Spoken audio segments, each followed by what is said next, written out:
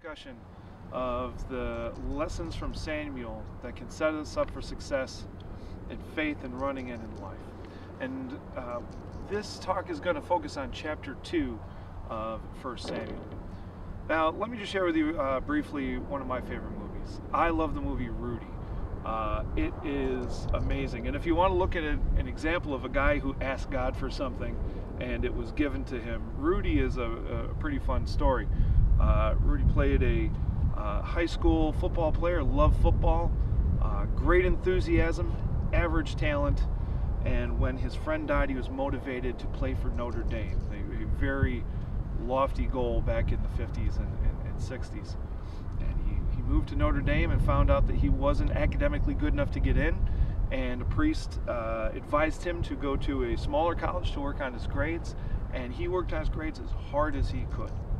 And he worked out as hard as he could in order to see his dream fulfilled. And after a couple years, he earned enough credits and earned a GPA good enough to get into Notre Dame. And he went to Notre Dame and he tried out for the football team. And it was pretty clear that he wasn't quite good enough to make the team, but his enthusiasm was so great and so eye-catching that the coach noticed and said, hey, if you come with this level of enthusiasm every single day, we can use you.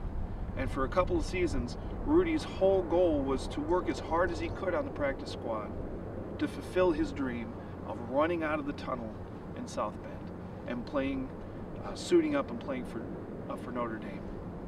Well, the last game of his senior year comes, and initially he wasn't on the roster, and through the support of his teammates who saw his enthusiasm, who saw his pain and suffering and misery in order to help them achieve their goals, he was given an opportunity to put on the Notre Dame uniform and run out of the tunnel as a Notre Dame player.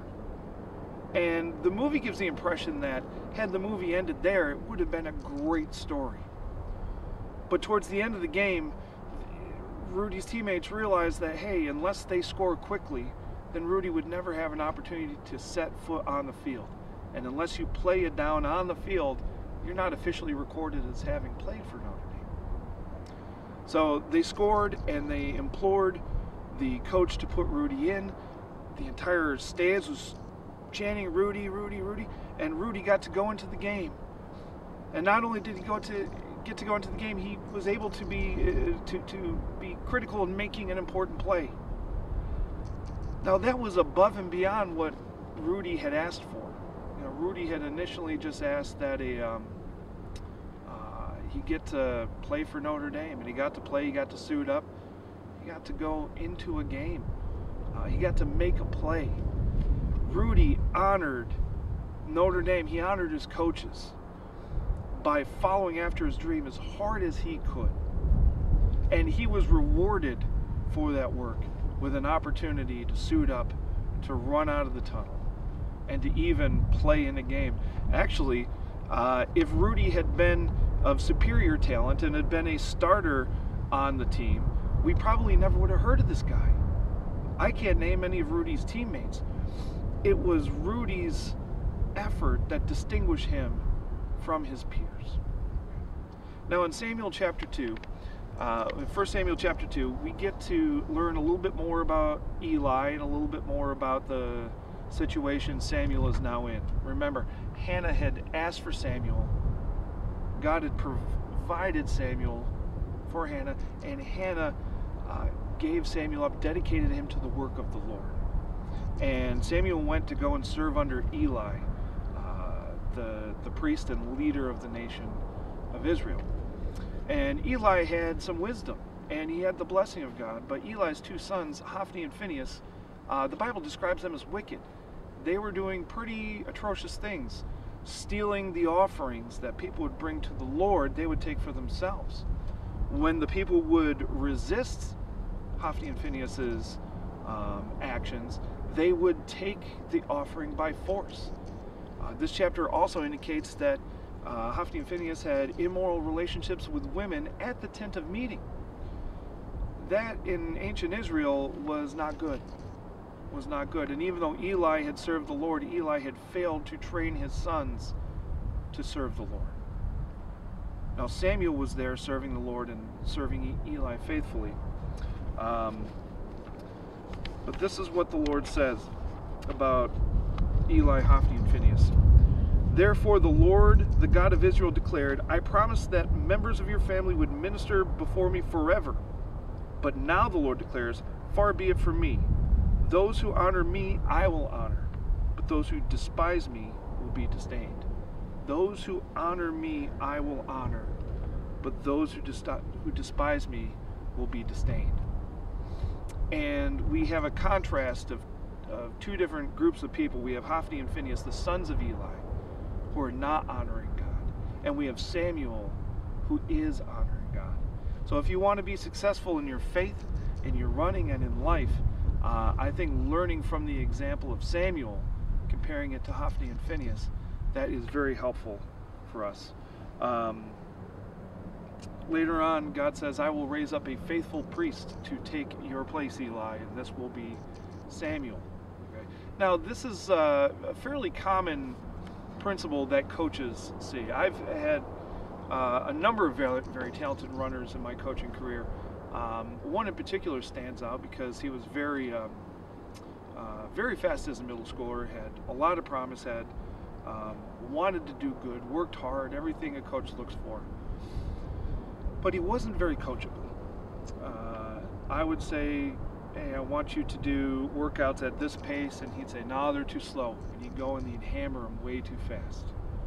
I'd say, no, I don't want you to do this many miles. I want you to only do this many miles. And he wouldn't listen. He'd do as many miles as he wanted, and thought that I was not working him hard enough. And it was a shame because early on in his career, he saw a lot of success. And this almost worked against him because as he got older and would face harder and harder competition, I wasn't confident that the preparation he was doing was going to set him up for bigger successes. And once you know it, every year the state tournament came around, and he was usually too injured or too burnt out to compete well. I'm not trying to say that my coaching is infallible, but the wisdom that I try to pass on to this runner, he didn't honor that, and he did what was right in his own eyes, and it did not work out for him. This is a fairly common experience to anyone who's been a coach or a teacher or a parent, and this is the same principle God is trying to teach us today, that when we honor God, God will in turn honor us. When we choose to do things the way that God says he wants them done, God will make sure that it works out for us. Now, here are some of the keys to Samuel's success that I want to talk about specifically with this. Success that is not earned will not last. One may find a small measure of success doing things his or her own way. But there are very few examples in history and no examples in the Bible where someone who deliberately dishonors wise counsel, someone who deliberately dishonors the word of the Lord, will ultimately end up successful. We see this with running. There's a number of runners today that have chosen to go the route of performance-enhancing drugs to make that next step into world champion status. Now, they're able to win a couple of races or do well in the short term, but eventually they get caught.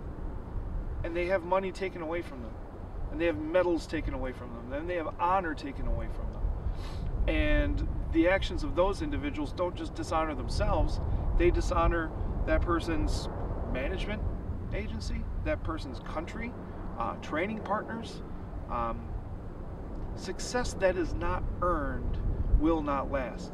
Now, Hophni and Phinehas, they were able to be in charge of a certain part of the ministry of God for a time. And they were able to take advantage of people for a time. They may have looked very successful to some people. But as was prophesied in chapter 2, and as we see in later chapters, God chose to remove his blessing from them. And things did not work out well for Hophni and Phinehas. Both of them were killed in battle on the same day. Success that is not earned will not last. Secondly, success is not on your terms. I think as Americans especially, we feel that, hey, we're going to do things our way. That's very rarely the case. Everyone usually has a boss. The President of the United States is accountable to the people of the United States, at least in theory. Everyone has a boss. And usually when someone says, hey, you want to run a certain time, I have run that time, or I have coached runners who run that time. If you want to run that fast, here's what you need to do. You need to do A, B, and C. Now, a runner like the one that I described before, if they say, oh no, I'll do it my way, very rarely does that work out, okay?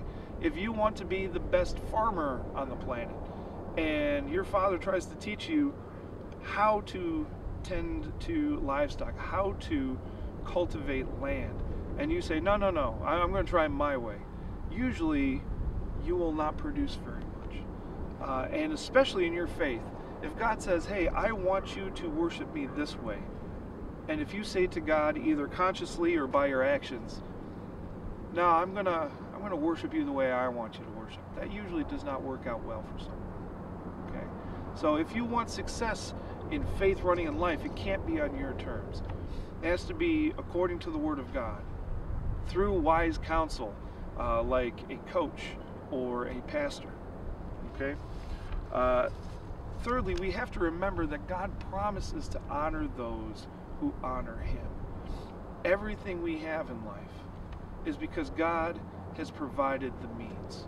I am not especially wealthy by American standards. I think I'm below the poverty line, technically. But I live a fairly comfortable life. Simply by virtue of being born in the country that I was born in, being born at the time I was born, and being born to the parents to whom I was born. I have no control over those issues.